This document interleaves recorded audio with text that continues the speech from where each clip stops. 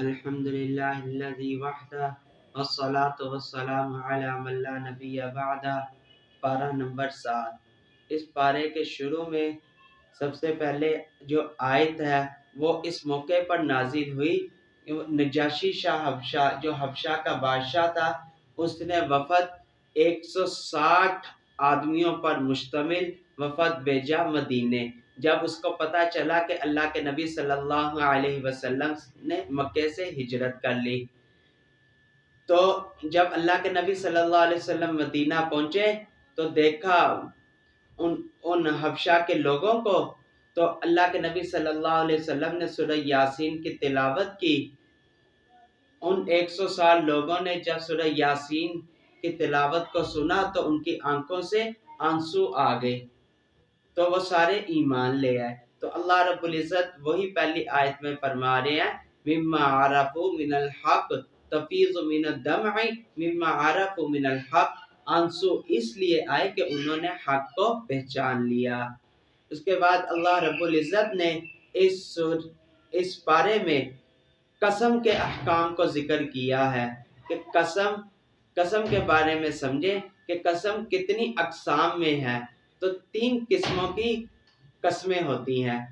Number 1 یمین لغو، number 2 یمین غموس، نمبر 3 یمین منعقدہ۔ اب اس کو سمجھیں یمین لغو کیا ہوتی ہے۔ یمین لغو کہ کسی چیز کوئی شخص قسم کھائے اس کام کی، کسی کام کے ہونے کی یا نہ ہونے کی، حالانکہ اس کو شک ہے کہ پتہ نہیں وہ کام ہوا ہے کہ نہیں ہوا، اس بارے میں وہ قسم کھائے، تو اس کا حکم یہ ہے کہ نہ اس پر کفارہ ہے نہ اس کو گناہ ملے گا۔ اب یمین غموس وہ قسم ہے کہ ایک بندے کو شک ہے اور یقین ہے کہ یہ کام ہو گیا ہے، تو وہ قسم کھا کے کہے کہ یہ کام نہیں ہوا، یا اس کو شک ہے کہ فلاں کام نہیں ہوا، وہ قسم یقین ہے کہ فلاں کام نہیں ہوا، تو وہ قسم کھا کر کہے کہ فلاں کام ہو گیا، تو اس پر گناہ ہے، کفارہ نہیں۔ ایک ہے یمین منعقدہ، ایک شخص قسم کھاتا ہے کہ میں مستقبل میں فلاں کام کروں گا یا فلاں کام نہیں کروں گا، قسم کھانے کے بعد وہ کام کر لیتا ہے یا پھر نہیں کرتا۔ اگر قسم کھاتا ہے کہ کروں گا وہ نہیں کرتا، اگر قسم کھاتا ہے کہ نہیں کروں گا اگر وہ کر لیتا ہے تو اس پر گناہ بھی ہوگا اور کفارہ بھی ہوگا۔ قسم کا کفارہ اس کو سنیں کہ 10 مسکینوں کو کھانا کھلائے، یا پھر 10 مسکینوں کو کپڑا پہنا دے، یا غلام آزاد کرا دے، یا 3 روزے رکھ لے، یہ قسم کا کفارہ ہے۔ پھر اس کے بعد اللہ رب العزت نے دسترخوان کا ذکر کیا۔ جس نام پر یہ صورت رکھی اس واقعے کو ذکر کیا۔ عیسیٰ علیہ السلام نے اللہ سے درخواست کی، اللہ میری قوم دسترخوان کی فرمائش کر رہی ہے، تو اے اللہ آسمان سے دسترخوان کو اتار دیں۔ تو اللہ رب العزت نے فرمایا کہ اے عیسیٰ ٹھیک ہے میں دسترخوان اتار دیتا ہوں، اگر یہ مان گئے تو ٹھیک، اگر نہ مانے یہ تو میں ان کو عذاب دوں گا۔ تو اللہ رب العزت نے وہ دسترخوان تھا اس کا واقعے کو ذکر کیا ہے۔ پھر اللہ رب العزت نے اس پارے کے اخیر میں قیامت سے پہلے کے منظر کو ذکر کیا۔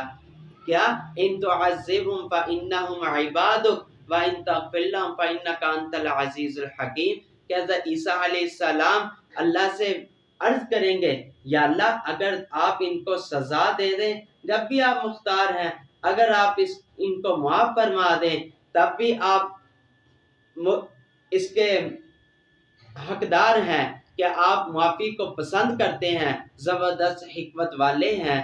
اس بات کو اللہ رب العزت نے اس سورت کے اخیر میں ذکر کیا۔ سورت انعام، اس سورت کا نام انعام اس لیے رکھا ہے کیونکہ اس سورت میں مویشیوں کا تذکرہ آیا ہے۔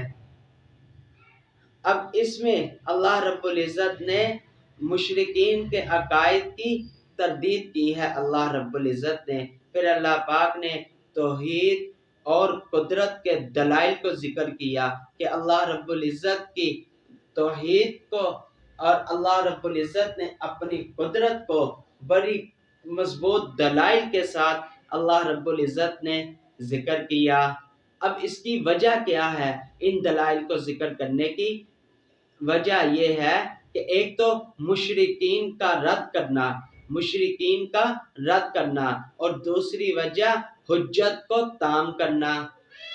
یہ دو وجوہات ہیں اللہ رب العزت کی توحید اور قدرت کے دلائل بیان کرنے کی۔ پھر اس کے بعد اللہ رب العزت نے اس پارے میں یہ واحد پارہ ہے جس پارے میں اللہ رب العزت نے اکٹھے 18 انبیاء علیہ السلام کا ذکر کیا ہے، اور بطور خاص یہ اس پارے میں ہوا ہے، اور کسی پارے میں ایسا نہیں ہوا۔ اللہ رب العزت نے 18 انبیاء علیہ السلام کا ادھر ذکر فرمایا ہے۔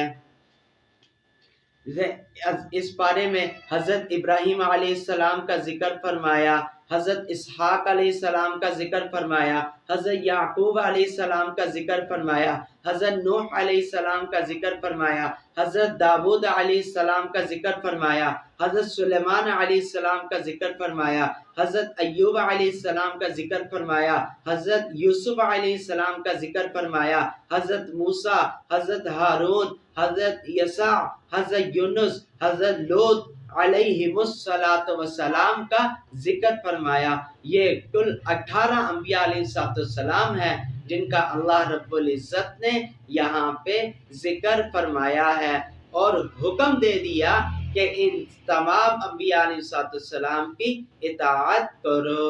اب یہاں سے پتہ چلتا ہے کہ یہ سارے انبیاء علیہ السلام مشترکہ ہیں اس بات پر، توحید پر، رسالت پر، قیامت پر بھی مشترکہ ہیں، توحید پر بھی مشترکہ ہیں، رسالت پر بھی مشترکہ ہیں۔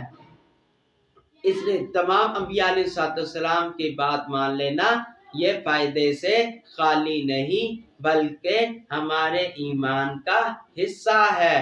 پھر اللہ رب العزت نے اپنی ذات اور صفات پر دلائل بیان فرمائے۔ اس بارے میں اللہ رب العزت نے اپنی ذات و صفات کے دلائل کو ذکر فرمایا ہے۔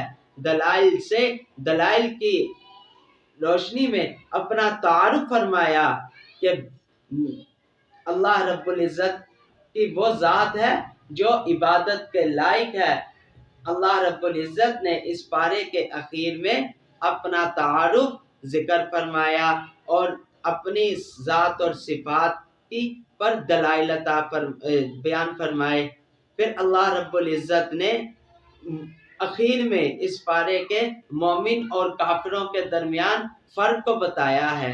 مومن اور کافروں کے درمیان فرق کیا ہے؟ مومن جب بھی کوئی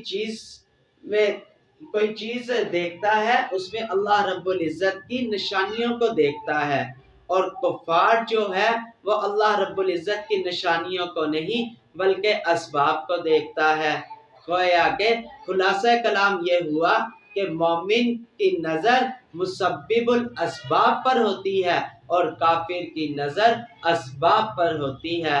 اللہ رب العزت سے دعا ہے اللہ رب العزت ہم سب کو اللہ رب العزت کی تمام تر نشانیوں کو بیان کرنے کی اور اللہ رب العزت کی تمام نعمتوں کو بیان کرنے کی اور اس پر شکر ادا کرنے کی توفیق عطا فرمائے۔ وآخر دعوانا ان الحمد للہ رب العالمین۔